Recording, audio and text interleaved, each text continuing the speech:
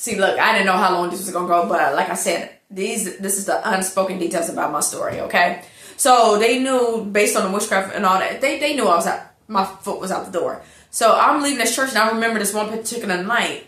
It was some odd stuff going on.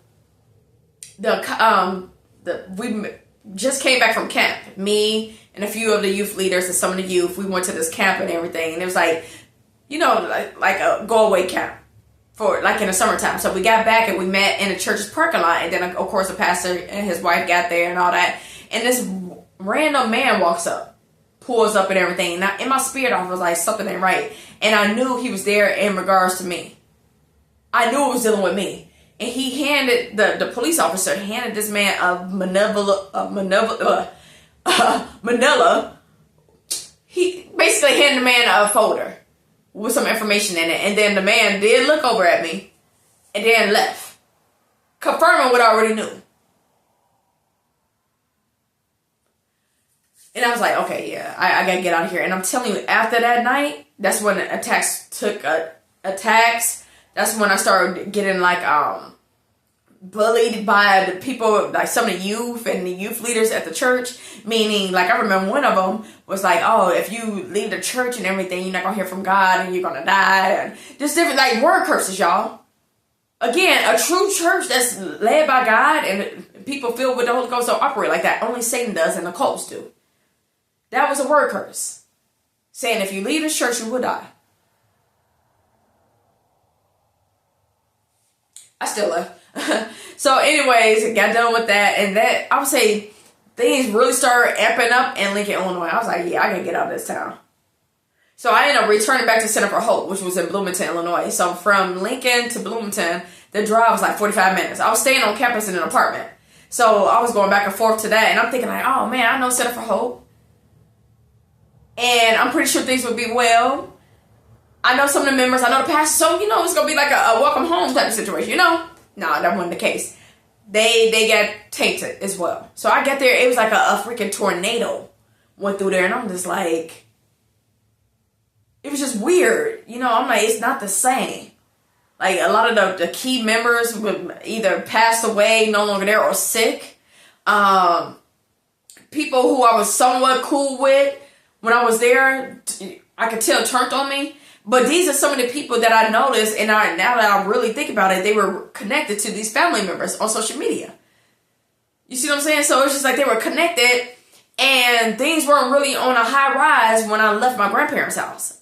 Because one of the stories I didn't share with you, my older brother was abusive as well. He, a few times, put his hands on me, especially when he was intoxicated. And there was a time when, with his first wife, I had to push him out the house because he had her. He was smacking her around. And there was one time my little brother, he came to spend the summertime with us when I was living with my older brother. And he had to put my older brother in a headlock because my older brother was trying to kill me. Literally, he had me in a headlock because I hit him, like, I'm sitting there on the couch, and I don't know what was going on. And he just came up to me and said, "Pow," smacked the hell out of me. And out of reflex, I smacked him back. His glasses got crooked. And that's when my older brother, tried to fight me. And he's a buff guy. And then had me on the ground. He had me on top of him, and his arm was around my forehead. He squished so tight, it was cutting off my circulation, y'all. I could not breathe. And they said I was turning red in the face. Sister-in-law did try, she was just yelling. The youngest brother, who actually got surgery, I would say a year or two before, when we were younger, because a little girl in school kicked him, and they had to put a metal plate in his knee. Even out of that surgery, he had to get behind my older brother and had him in a headlock and was like, let her go. Because he cut off his circulation. That's how bad it was. That's a form of domestic violence. I never got hit by a man that I was dating, but have I been hit by a family member? Male? Hell yeah. But guess what? I didn't just let him get away with them. I knocked the hell out of them. I hit them back. And it wasn't more than once. I would say out of all of them, it was mainly the oldest one. I sure did. And I know it's a lot connected to what I shared with y'all earlier about the inappropriate touch. Being jealous of, because my father, after he had a daughter, how things were. All these different things. And then finding out about my destiny, finding out what was left to me. Pissed him the hell off. Okay? So, all these things, and then not only that, Steven, my older brother, and my father's older sister Janice. They got together. So it's like now these attacks are really amplifying, including Daniel. So it's just all side of this side of the family. So now they're connected to people at this church. And I get there, I'm like, they acting odd and weird.